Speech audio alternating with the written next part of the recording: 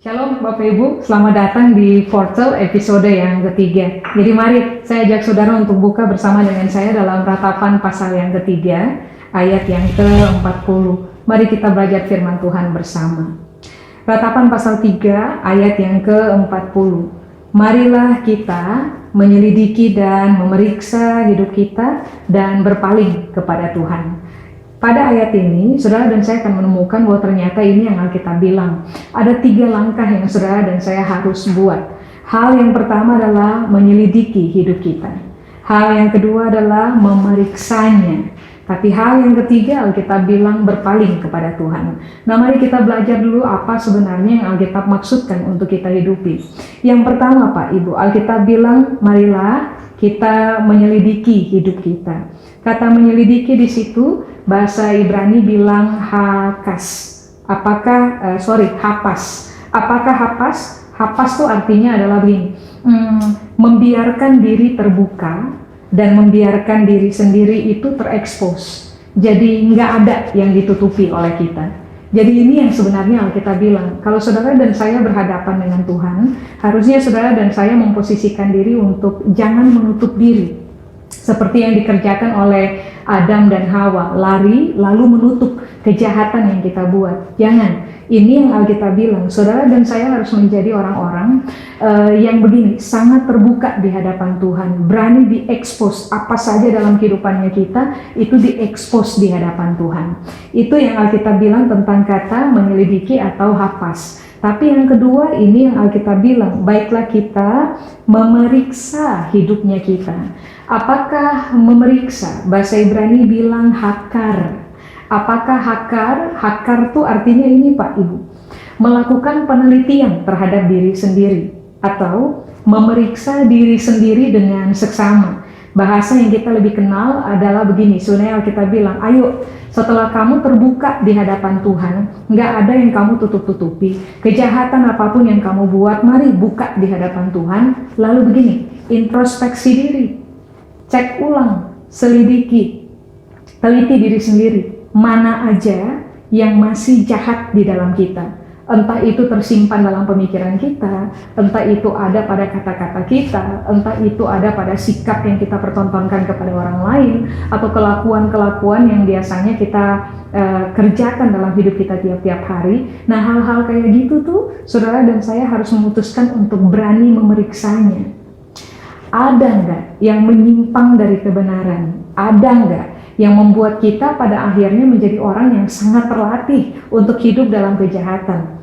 Berdusta seorang akan yang lain, menyakiti seorang akan yang lain, menyerang seorang akan yang lain, mengembangkan asumsi dalam menilai orang lain.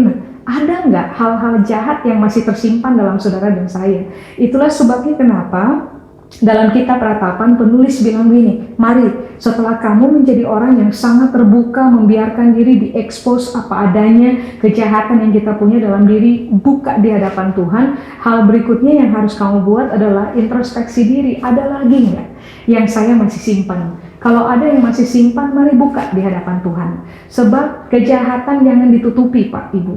Kejahatan harus dibuka. Supaya pada akhirnya di hadapan Tuhan, supaya pada akhirnya saudara dan saya dimerdekakan oleh kebenaran. Makanya kenapa langkah ketiga ini yang Alkitab bilang, berpalinglah kepada Tuhan.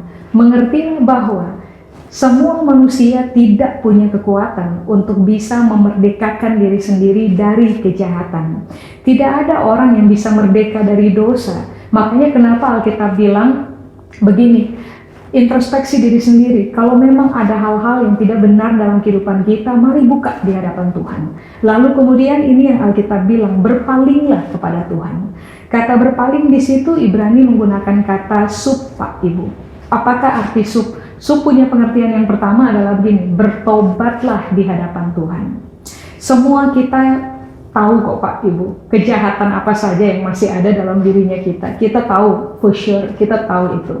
Makanya ini yang Alkitab bilang, kalau sudah tahu, terbukalah di hadapan Tuhan, lalu bertobatlah. Apakah bertobat? Artinya sederhana saja, berbalik dari kejahatan.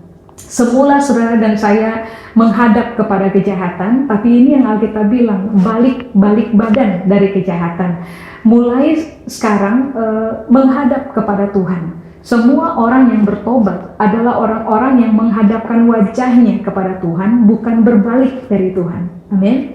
Makanya begini, orang jahat ada kemungkinan untuk bisa hidup dalam kebenaran, sangat bisa kalau mereka memilih untuk berpaling kepada Tuhan, hidup dalam pertobatan, meninggalkan kejahatan dalam kehidupan. You name it, kejahatannya Pak Ibu, apa saja, berpalinglah dari kejahatan, putuskan untuk menjadi orang-orang yang hidup bertobat di hadapan Tuhan. Nah, kata berpaling atau sub dalam bahasa Ibrani, pengertian yang kedua adalah gini, milikilah kembali hubungan yang karib dengan Tuhan. Saudara harus ingat bahwa sejak dosa masuk, yang berpaling dari hubungan itu kita. Sebab dari awal sampai hari ini, Tuhan itu tidak pernah berpaling dari hubungan. Dia tetap menjadi orang yang sangat konsisten mencintai hubungan dengan Anda dan saya. Cuma begini, dosa di dalam kita lah yang membuat pada akhirnya saudara dan saya berpaling dari Tuhan, gagal memiliki kualitas hubungan yang karib bersama dengan Tuhan. Nah, ini yang Alkitab bilang, kalau setelah kamu introspeksi diri dan kamu menemukan bahwa ada hal-hal yang masih banyak gak benernya dalam saya, terbukalah di hadapan Tuhan, lalu bertobatlah. Setelah bertobat, putuskanlah untuk begini, Alkitab bilang, miliki kembali hubungan yang karib dengan Tuhan.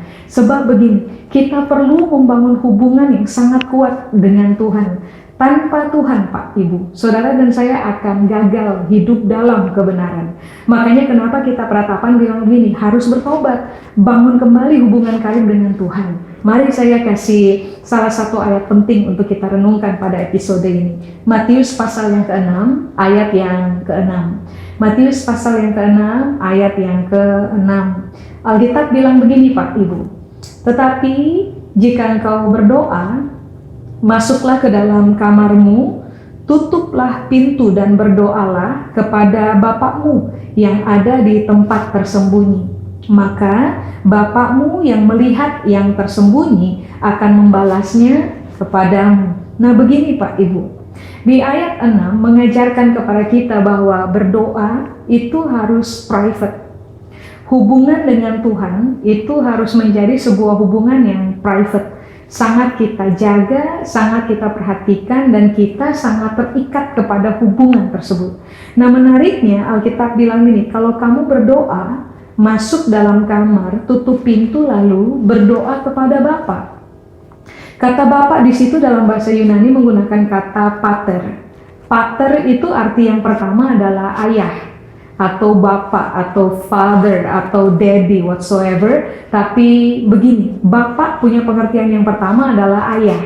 Tapi pengertian yang kedua dari bapak adalah ini Pak Ibu, generator.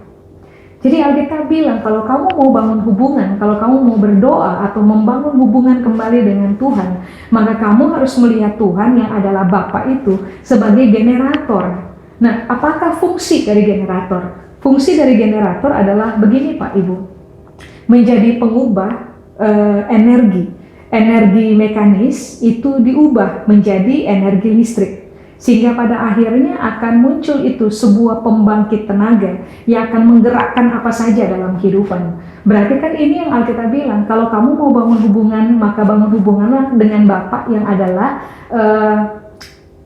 pembangkit tenaga, pembangkit kekuatan di dalam kita. Supaya pada akhirnya saudara dan saya bisa bergerak. Artinya begini, cuma hubungan dengan Tuhan melalui perenungan akan firman-Nya, melalui doa-doa kita pribadi, penyembahan kita pribadi kepada Tuhanlah yang akan membuat saudara dan saya mendapatkan energi listrik, kalau boleh saya pakai kalimat itu, mendapatkan penambahan energi di dalam kita, sehingga saudara dan saya mendapatkan kekuatan di dalam kita untuk bisa bergerak di dalam kebenaran. Cuma Bapa dan firman-Nya dan persekutuan dengan Dia melalui pertolongan Roh Tuhan di dalam kita yang akan menolong saudara dan saya untuk menjadi orang yang kuat hidup di dalam kebenaran. Nah, untuk bisa kuat hidup di dalam kebenaran setelah kita meninggalkan dosa, itulah sebabnya kenapa Alkitab bilang begini, berbalik kepada Tuhan. Anak bungsu itu Pak, Ibu lari, dari rumah bapaknya setelah pembagian warisan dari bapaknya. Tapi kemudian dia sadar betul, tidak ada yang bisa support dia punya kehidupan lagi. Apa yang kemudian dia buat? Ini yang dia putuskan pekerjakan. Dia pulang. Alkitab bilang, berpalinglah kepada Tuhan. Pulang kepada Tuhan. Pulang kepada ayahnya kita, bapaknya kita. Pulang kepada generatornya kita. Pulang kepada pribadi yang memberikan kekuatan kepada saudara dan saya, supaya pada akhirnya kita bukan lagi orang yang terbiasa bergerak dalam dosa, bergerak di dalam kejahatan, tapi karena hubungan kita menjadi karib dengan bapaknya kita pada akhirnya akan mulai terbiasa mendapatkan kekuatan dari dia untuk bergerak, hidup, bernapas di dalam kebenaran. Amin. Saya selesai Pak Ibu, mari sama-sama tinggalkan kejahatan, bangun hubungan yang kuat dengan bapaknya kita, jadi orang-orang yang terbiasa hidup dalam pertobatan, supaya pada akhirnya saudara dan saya akan dimampukan untuk terbiasa hidup benar dalam tiap-tiap hari. Amin. Saya selesai, mari kita berdoa. Tuhan, kami berdoa, kiranya firman ini menolong kami, supaya pada akhirnya kami menjadi orang-orang yang terbiasa introspeksi diri sendiri, transparan di hadapan Tuhan, terbiasa hidup dalam pertobatan tiap-tiap hari, dan membangun hubungan yang karib tiap hari dengan Tuhan.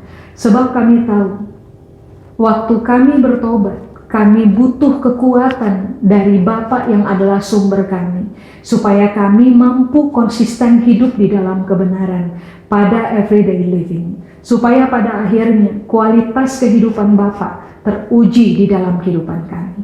Seluruh firman ini kiranya Tuhan materaikan dalam pertimbangan kami, perenungan kami, supaya pada akhirnya kami terlatih sebagai orang-orang yang mengerjakan firman Allah dan bukan hanya pendengar saja. Waktu kami taat kepada firman Tuhan, berkat-Mu berlanjut kepada keturunan kami. Untuk Tuhan seluruh kemuliaan, di dalam nama Yesus kami berdoa. Amin. Kalau saudara diberkati dengan pengajaran ini, saudara bisa tekan subscribe supaya pada akhirnya waktu ada pengajaran yang baru, saudara bisa langsung mendapatkannya. Terima kasih, Tuhan Yesus memberkati.